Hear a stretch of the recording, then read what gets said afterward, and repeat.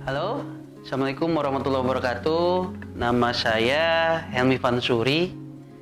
Sekarang aktivitas saya sebagai pengelola distribution center program Z Chicken Basnas RI. Di samping itu saya juga sebagai financial advisor untuk para pelaku UKM dan owner bisnis startup. Nah, pada kesempatan kali ini dengan kapasitas saya, mungkin saya akan berbagi tentang pentingnya penyajian laporan keuangan bagi para pelaku UKM maupun owner bisnis startup. Nah, kita mulai dulu. Yang pertama, banyak pertanyaan pada saya itu, seberapa penting sih sebenarnya laporan keuangan itu buat UKM atau buat usaha? Kalau dijawab nggak penting, ya salah juga gitu kan. Kita jawab ya sangat penting. Kenapa sangat penting? Karena semua kondisi perusahaan secara finansial maupun secara kesehatan keuangan itu bisa terbaca dari laporan keuangan tersebut gitu loh. Nah, dari posisi kita rugi atau laba maupun dari posisi seberapa besar kemampuan kita untuk membayar hutang perusahaan maupun dana investasi yang sudah investor tanamkan ke perusahaan kita. Makanya menjadi sangat penting laporan keuangan itu. Nah, laporan keuangan itu ya tersusun dari pencatatan transaksi keuangan yang ada dalam proses bisnis kita. Kemudian pertanyaan kedua, laporan keuangan itu sebenarnya apa aja sih gitu kan? Nah, sebenarnya laporan keuangan itu pada dasarnya cuma ada dua, laporan laba rugi sama laporan neraca. Tapi pada proses berjalannya bisnis, kadang ada beberapa perusahaan atau pelaku UKM yang menyajikan laporan arus kasnya juga, namanya cash flow. Nah, ini juga menjadi sangat penting. Nah, kita akan coba bahas satu persatu ya. Kita akan coba bahas di laporan laba rugi. Nah, laba rugi ini untuk apa? Ya jelas dari judulnya laporan laba rugi. Sebenarnya kalau dalam waktu saya kuliah itu dosen saya bilang harusnya ini laporan namanya laporan rugi laba. Kenapa? Karena dalam perusahaan jarang tuh langsung laba, biasanya rugi dulu, makanya disebutnya laporan rugi laba. Tapi dalam mata kuliah disebutnya laporan laba rugi. Nah, laporan laba rugi ini jelas dari judulnya saja laporan laba rugi, berarti konklusi dari laporan ini menyatakan bahwa kita dalam posisi laba atau rugi dalam proses bisnis kita. Nah, unsurnya apa? Unsurnya yaitu pendapatan dikurangi biaya, sesimpel itu. Cuman kita akan bedakan di perusahaan produk atau perusahaan dagang dengan perusahaan jasa. Kalau perusahaan jasa kan biasanya simpel, ya pendapatan jasa dikurangi sama biaya-biaya yang dia keluarkan, udah simpel segitu. Tapi kalau perusahaan dagang sedikit ada tambahan, yaitu di harga pokok penjualan. Harga pokok penjualan itu ya modal si produk itu sendiri yang kita jual. Kita beli berapa kalau kita memang beli. Tapi kalau kita produksi ya berarti nanti dari perhitungan bahan baku gitu. Nah, itu laporan laba rugi. Kemudian ada namanya laporan neraca. Nah, dari neraca sendiri itu kan judulnya neraca ya. Jadi bukan neraka ya. Kalau neraka mungkin itu antonimnya dengan surga. Ini neraca. Neraca itu timbangan, dalam arti timbangan ini berarti menggambarkan keseimbangan. Nah, keseimbangan apa yang digambarkan dalam laporan neraca?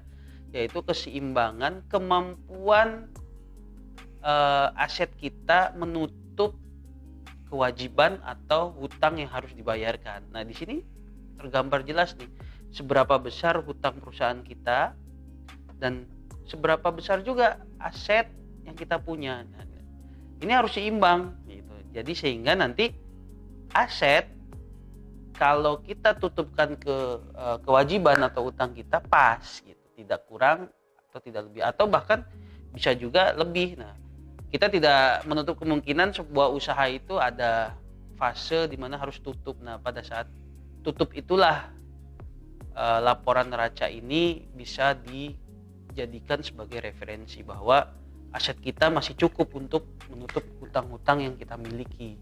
Karena hutang ini kan bisa dengan pinjaman bank atau dana investasi dari pihak ketiga atau investor, itu kan mesti kita kembalikan plus bagi hasil yang telah kita sepakati di awal.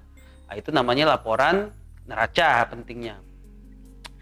Lalu yang ketiga itu laporan apa? Laporan arus kas atau cash flow. Sebenarnya kalau cash flow ini lebih kepada penyajian uang masuk uang keluar saja, jadi nggak banyak variasi lain ya. Kalau kita dapat uang, kita jadikan uang masuk itu di debit, kemudian kalau kita mengeluarkan uang, kita masukkan sebagai uang keluar, kita masukkan di kredit. Nah, nanti dalam periode tertentu, entah itu 1 minggu, 2 minggu, 3 minggu, atau 1 bulan, sisa kas atau sisa cash flow itulah yang dinamakan saldo kas. Jadi jangan salah arti ya, kalau ada selisih antara uang masuk sama uang keluar dinyatakan sebagai laba, salah. Laba itu adanya di laporan laba rugi gitu. Dia selisih dari omset dikurangi sama biaya, bukan selisih uang masuk dan uang keluar. Jadi nanti para pelaku UKM ini masih salah nih dalam mengasumsikan laba, terutama yang berjualan. Nah, jadi kalau kita tanya pada pedagang-pedagang kecil nih, labanya berapa Pak? Oh ada, saya kan beli sekian, lalu saya bayar sekian-sekian, adalah lebihnya sekian. Nah, itu labanya. Mereka berasumsi salah, bukan itu laba. Karena laba itu pada dasarnya pengurangan dari omset dikurangi sama biaya. Nah, biaya itu kan nanti ada kaidahnya sendiri apa yang dimaksud dengan biaya.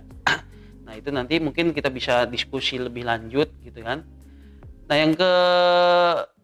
selanjutnya yang ketiga, bagaimana menyusun 3 laporan keuangan tersebut gitu kan. Banyak pertanyaannya seperti itu. Kadang jangankan menyusun, dengar namanya aja baru gitu kan. Apalagi kalau laporan laba rugi mungkin udah banyak lah ya, familiar kita dengar. Tapi laporan neraca, neraca itu kayak apa bentuknya nggak tahu. Apakah jelimet gitu. Sebenarnya jelimet enggaknya tergantung proses bisnis. Makin kompleks sebuah usaha ya makin kompleks juga pelaporan keuangannya. Tapi kalau masih simpel, kita sebagai UKM atau startup kan nggak terlalu banyak ya akun yang harus kita susun. Nah, akun-akun tersebutlah yang menjadi satu bagian penting dari penyusunan laporan keuangan. Nah, penyusunan akun itu harus tepat. Pada dasarnya ada 5 akun yang wajib kita susun. Ada namanya akun aset. Nah, aset ini terdiri dari aset lancar dan aset tetap. Aset lancar itu kayak uang cash, lalu uang yang tersimpan di rekening bank, kemudian piutang usaha yang kemudian perlengkapan kalau punya stok barang, itu juga termasuk aset lancar. Kemudian ada juga aset tetap. Nah, aset tetap ini yang kita asumsikan sebagai aset yang lama seperti kendaraan, bangunan, tanah dan sebagainya. Kemudian ada akun kewajiban. Nah, akun kewajiban itu yang tadi tuh, hutang.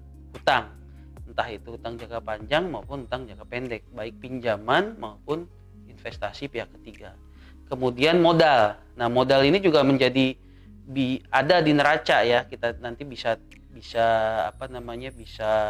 pelajari lebih lanjut. Modal ini nggak hanya sebagai pencatatan modal di awal. Nah, modal ini nanti dari proses bisnis, laba rugi itu merubah posisi modal kita. Nah, kita juga akan tahu bahwa kita sudah balik modal atau belum dari perubahan modal itu tadi nantinya.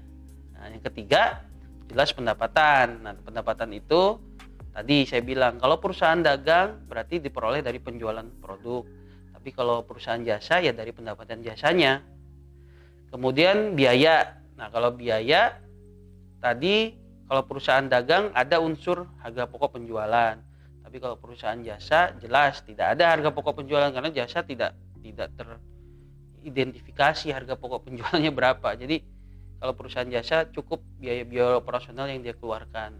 Misal dia transportasi atau akomodasi segala macam, nah itu nanti menjadi biaya. Nah, 5 akun ini yang harus kita susun di awal.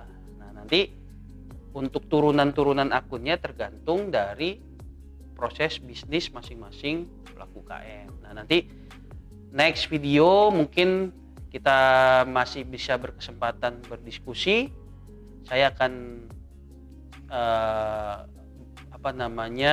jelaskan akun-akun apa aja yang menjadi turunan dari 5 akuntabilitas wajib dalam laporan keuangan tersebut. Mungkin itu aja yang bisa saya sharing pada teman-teman para pelaku UKM maupun owner bisnis startup. Semoga ini bisa bermanfaat, karena saya pikir pelaku UKM tidak hanya harus fokus pada pengembangan usaha, tetapi juga fokus dalam memanage internalnya sendiri, terutama dalam pencatatan keuangan. Saya juga masih belajar, karena saya juga pelaku UKM juga, saya juga praktisi dari wirausaha, jadi saya sedikit banyak sudah menerapkan apa yang saya bicarakan tadi pada bisnis yang sedang saya kelola. Semoga ini jadi pelajaran yang menarik, dan memang kabarnya sih akuntansi ini kayak matematika ya, nggak banyak orang suka gitu. Tapi kan sebagai owner ya kita harus menyukai, lama-lama harus menyukai, karena ini bagian dari nanti kita menentukan kebijakan kesehatan keuangan, posisi keuangan dari laporan keuangan tersebut. Nah, semoga ini bermanfaat buat teman-teman yang sedang menggeluti usaha saat ini, para pelaku UKM. Saya sangat support untuk semua para pelaku UKM dan owner bisnis. Tetap semangat. Sampai jumpa di video berikutnya. Wassalamualaikum warahmatullahi wabarakatuh.